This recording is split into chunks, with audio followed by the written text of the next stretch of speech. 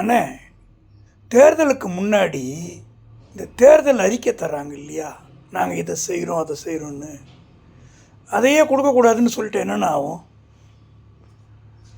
கோவாலு, நீ ஏன் இந்த கேள்வி கேட்குறேன்னு தெரியுது. எல்லா கட்சியும் இலவசங்களை வாரி இறைக்கிறாங்க, அந்தளவுக்கு உள்ள நிதி இல்லைங்கிறதுனால சொல்கிறேன். கரெக்டாக? ஆமாண்ணா, அதாண்ணா காரணம். நல்ல அருமையான கேள்வி கேட்டேன். அதாவது ஊரோட ஒத்து வாழணும் அப்படின்னு வள்ளுவர் சொல்லியிருக்கார். உலகத்தோடு ஒட்ட ஒழுகல். எல்லாரும் போகிற வழியில் தான் நம்ம போக முடியும், தனியாக போக முடியாது.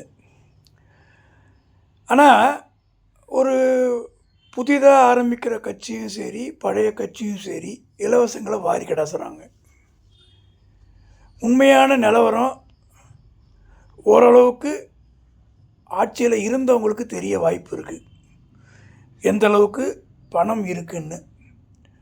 ஓரளவுக்கு வெளியிலையும் அவங்க சொல்லிடுறாங்க, இத்தனை லட்சம் கோடி கடன் இருக்குன்னு சொல்லிடுறாங்க. அதற்கு அப்புறமாவும் ஒரு இலவச அனௌன்ஸ் பண்ணுறாங்க. அப்படின்னா இந்த சதுரங்க வேட்டைன்னு ஒரு சினிமா வந்தது தெரியுமா? ஒருத்தரை ஏமாற்றணுன்னா அவங்க ஆசையை தூண்டி விடணுவாங்க அந்த படத்தில்.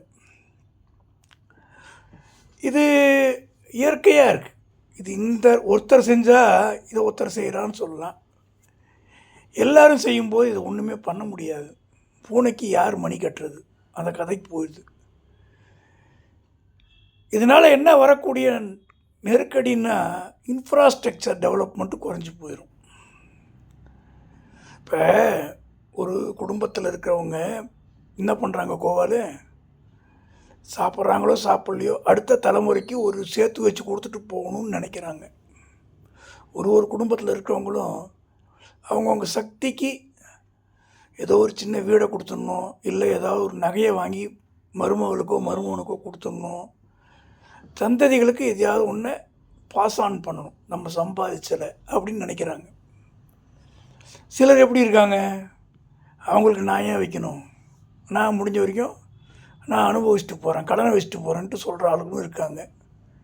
உலகத்தில் 2 விதமாக இருக்காங்க. ஆனால் முதல் விதமாக இருக்கிறது கேட்க ஆரோக்கியமாக இருக்குது. அப்போ இதுக்கான ஒரு திட்டத்தை ஆட்சி செய்யக்கூடிய அரசாங்கங்களும்,